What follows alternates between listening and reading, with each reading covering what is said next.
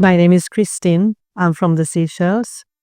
I am currently the director of the Seychelles Institute of Art and Design.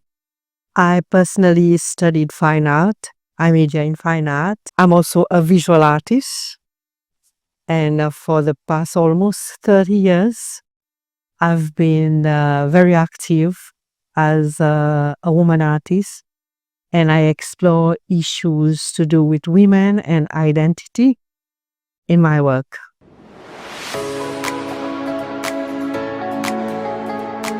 If I talk within the context of the institute, I would say that the majority of our students, like I've explained yesterday, are female. And yet, when they graduate, they are not really visible on the art scene, or most of them will join the teaching profession. But I joined the teaching profession, and still I am able to do my work. I have shown my work in different countries. I've had the opportunity to participate in national and international exhibitions. But when it comes to those girls, the majority of them, we don't really know what happens to them. We know that they are working, but when it comes to being visible on the art scene, we still have some challenges here. I would say within the graphic design and fine art domain, it will be mainly the boys who will sort of make it professionally, because the majority of,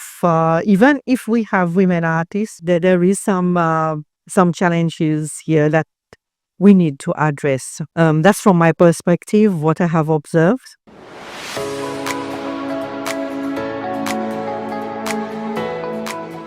Upon completion of my first degree, I remember when I came back to Seychelles, because I did my first degree in the UK, so I was exposed to contemporary art. And in my class, I was the only woman in my group, I remember. But anyway, when I came back, I made a choice. I was discriminated because I made a choice. And I started working with fabrics. And at that time, if you work with fabrics, your work are being undervalued. This is how I observed it.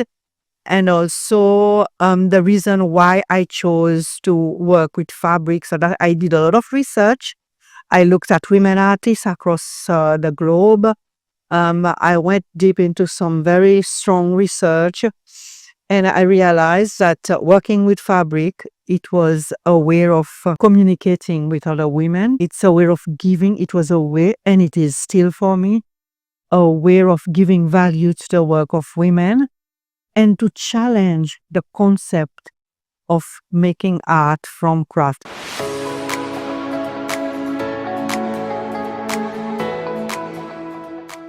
I believe that we need to have some very clear procedures and policies in place to promote a more conducive environment for our girls, especially. But it doesn't stop at our level. I think the country itself, the region itself, should come up with some action plan on how to help those girls.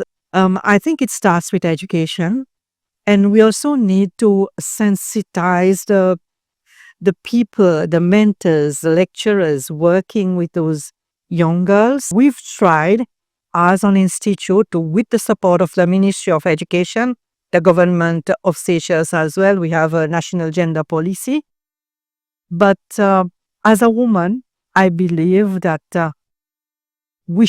we need to tell our stories. We need to challenge the status quo. We need to support each other. We need to find ways of uplifting each other if we want to bring about the changes. And we need to pray together as well.